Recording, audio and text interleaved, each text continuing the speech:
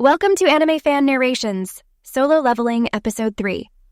Chapter 55, Part 1. Available stat points, 0. Physical damage reduction, 46%. Compared to strength or agility, it was really lacking. It even lagged behind his constitution stat, which he had previously neglected in favor of increasing agility. That's how much Jinwoo had neglected his intelligence stat. I never imagined I'd be using magic. His current plan was to pour every point into intelligence. However, he didn't intend to change his fighting style. Man, even this new skill feels like it's meant for the assassin class. It was the new skill he had learned in combat, dagger throw. He didn't need to read the description to understand it. Dagger throw, level 1. Active skill, mana cost, 30. Dagger specific. Throw your dagger to inflict damage.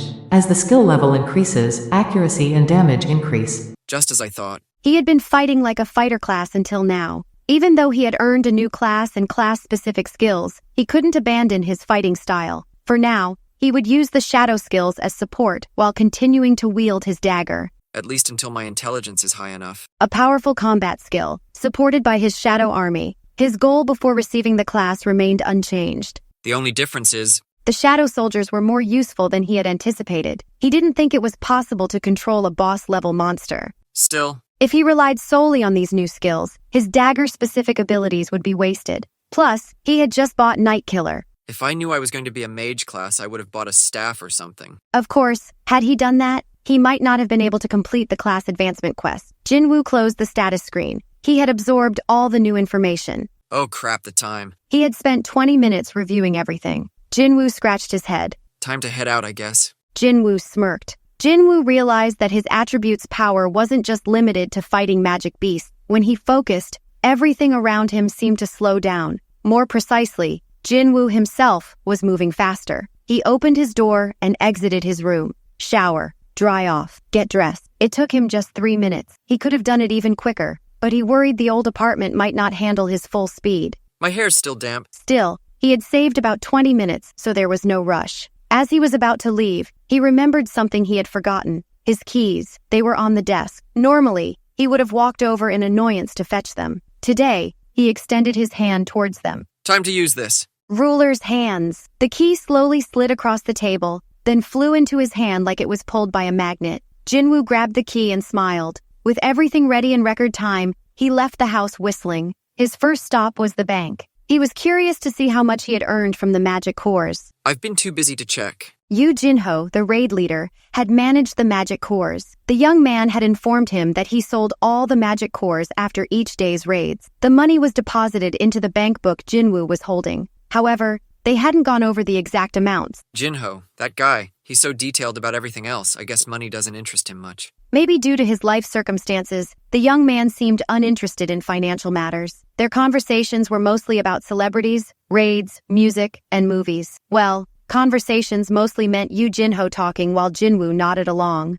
Also, Reflecting on his time with Jinho, Jinwoo realized the talkative young man never mentioned his family. It was strange. Before Jinwoo could think more about it, he arrived at the bank. of all days. The ATMs were out of service. Disappointed, Jinwoo took a number and waited. Soon, his number was called and he approached the counter. Hello? The female employee had short hair and a bright smile. How can I assist you today? She asked helpfully. Could you help me with this? Of course. The employee accepted Jinwoo's bank book with a friendly smile. As he waited, Jinwoo scanned the bank. Despite it being a weekday afternoon, the place was unusually crowded. While people watching, the employee checked Jinwoo's bank book and was taken aback. Whoa! Account balance, 1,482,920,000.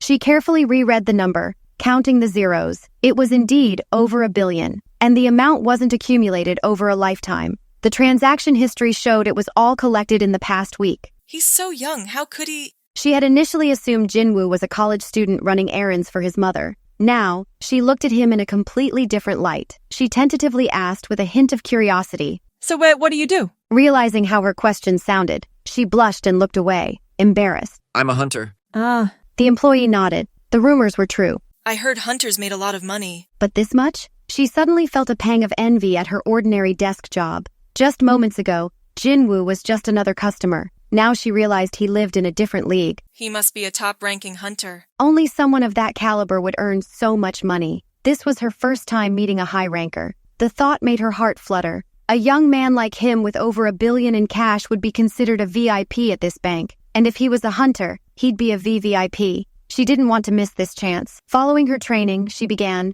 So there's a new product for VIP customers at our bank. Her business-like smile turned genuine. Her eyes were locked on Jinwoo. Oh my, he's... The man looked like he had left his house in a hurry, wearing casual clothes and his hair still slightly damp. She realized he probably had a very busy life and took precious time to come here. Seeing such a capable man, in her mind, her heart skipped a beat. It's been very popular with our customers. Would you be interested in investing in it? But Jinwoo raised a hand. No, I'm fine. Ah, okay. She couldn't hide the disappointment in her voice. Sensing a long conversation coming, Jinwoo quickly stood up. Thank you for your help. Ignoring the employee's gaze on his back, he exited the bank. As soon as he stepped outside, he breathed a sigh of relief. Whew. He had noticed the change in her eyes when he mentioned he was a hunter. The attention and interest from others were normal for other hunters, but not for Jinwoo. I guess I'll have to get used to this. Once he retook the test and got a higher rank, the attention on him would increase significantly. He had heard that hunters had their own fans and paparazzi. Looking up, he saw a billboard with an advertisement featuring a famous hunter. Before the gates appeared, it would have been an athlete or celebrity on such a billboard. Now, hunters received the public's admiration. Jinwoo might soon be one of them. These days, the only ones who disliked hunters were insurance companies. Well, anyway. After leaving the bank, Jinwoo finally had a chance to check his earnings. He was astonished. 1,482,920,000. The income from 9 raids amounted to nearly $1.5 billion. It averaged out to about $160 million per C-rank dungeon. Considering the C-rank dungeon with Hwang Dong-seok paid $180 million, he estimated that C-rank gates would yield $150,200 million each. No wonder the employee was surprised after seeing this. After Jinwoo finished checking his account balance, he went to get fitted for a suit and even had time for a haircut at a nearby salon.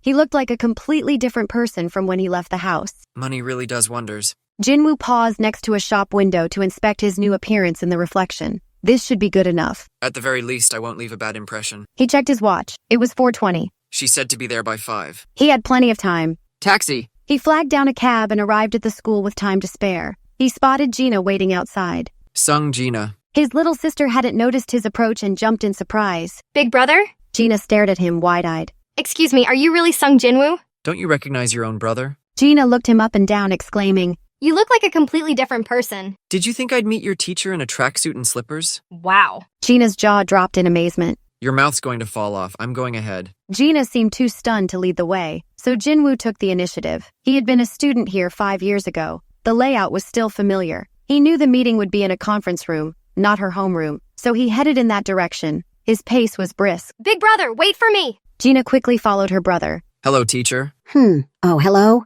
As he walked, he greeted various teachers. They all stared at him as he passed by. Who was that? Is he an alumni? I don't think we have students like him at our school. Is he a new teacher? It wasn't just the teachers who were curious. Whoa, he's handsome. Who is that? Isn't that Jinah with him? It must be her brother. Wow, he's so cool. With a muscular physique and a stylish suit, even an average-looking person would stand out. But Jinwoo was completely indifferent. The students' whispers went in one ear and out the other. The one who was excited was Jinah. She listened to her classmates' whispers with interest and then nudged her brother with her elbow. Wow, Big brother's pretty popular. He ignored her the first time. You know, Big brother doesn't have a girlfriend, right? He ignored her the second time. Should your cute little sister introduce you to someone? He pinched her cheeks the third time. Stop it. Sorry. Jinwoo let go and she rubbed her reddened cheek. Che, I know you're enjoying this. While they were bickering, they arrived at their destination. Jinah spun around dramatically and gestured. Big brother, we're here. Jinwoo was about to enter, then turned to Jinah.